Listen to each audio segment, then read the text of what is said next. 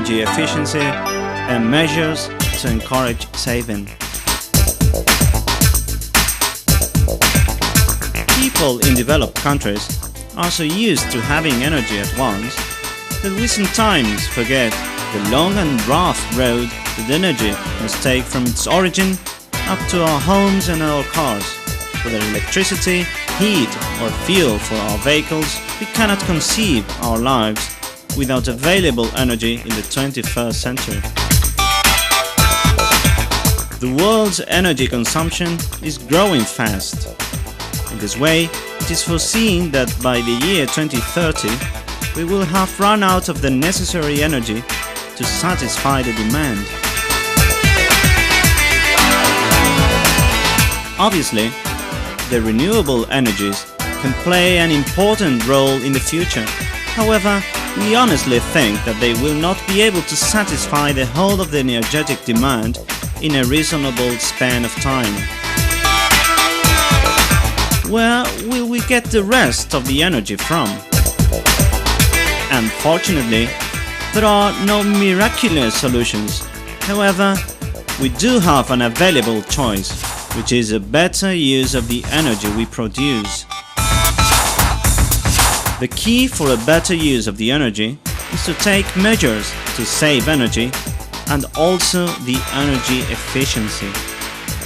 In order to produce 1 kilowatt per hour of electricity for our household appliances, 3 kilowatts per hour of heat energy must have been consumed.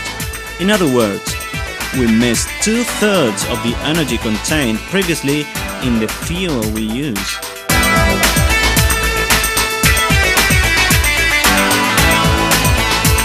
How can we reduce the energy consumption in our houses?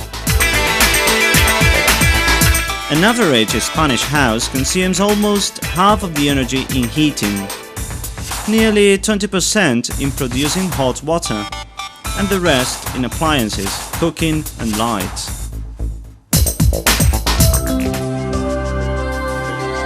A double glazing or any other top quality windows produce a very remarkable saving in heating and air conditioning.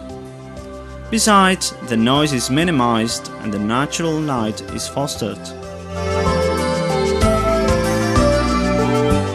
The term bioclimatic architecture is becoming very trendy when we talk about houses with more energy efficiency.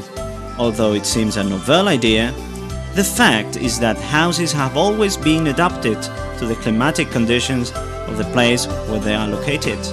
The traditional architecture is full of elements and building techniques to make the most of the natural conditions. As far as energy consumption is concerned, the most important elements we have to take into account are heating, air conditioning and hot water supply.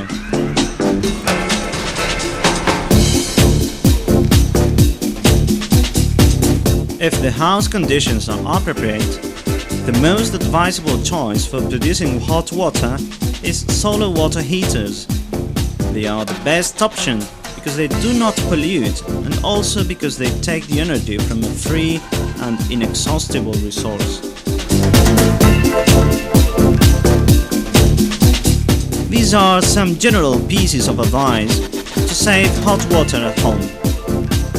To watch the consumption, not letting the taps open uselessly, using the shower rather than the bath, installing mixer taps, checking the piping insulation, etc.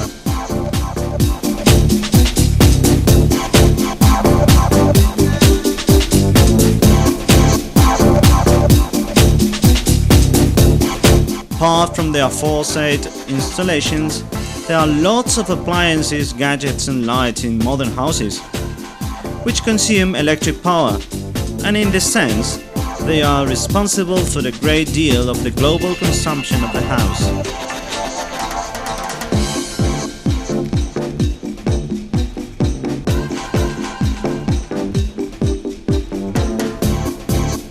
Some practical advice about electrical appliances are the following. To clean and ventilate the back wall of the fridge regularly. to load dishwashers and washing machines fully, use cold water as much as possible, to make the most of solar energy in order to dry clothes, etc. The artificial lighting consumption of houses is also extraordinary. Spanish houses spend more than 1,200 million euros in lighting every year.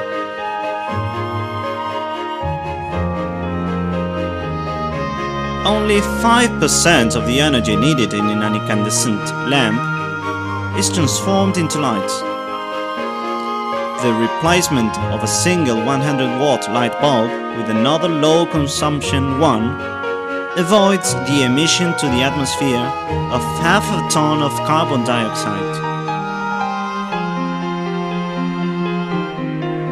One single 100-watt incandescent bulb consumes as much as an average television set.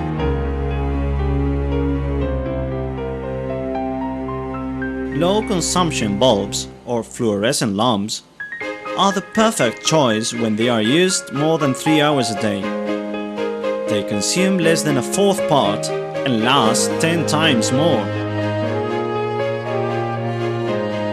Apart from all these ideas to save energy and money in our houses, we can also do the same if we make a reasonable use of our particle vehicle.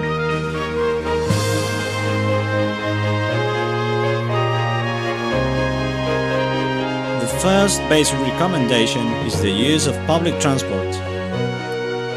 In comparison to a particle vehicle, the ratio of polluting emissions to the atmosphere per traveler is 40% nitrogen oxide, 95% carbon monoxide, and 70% carbon dioxide lower. A faster speed implies a greater fuel consumption.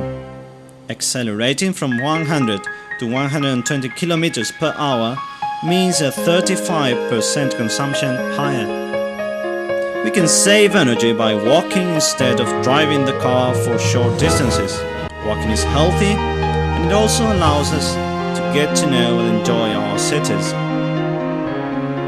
All these measures must help us to achieve the common goal of protecting our environment from negative impacts derived from the production and use of the energy we consume. The health and welfare of present and future generations depend on us.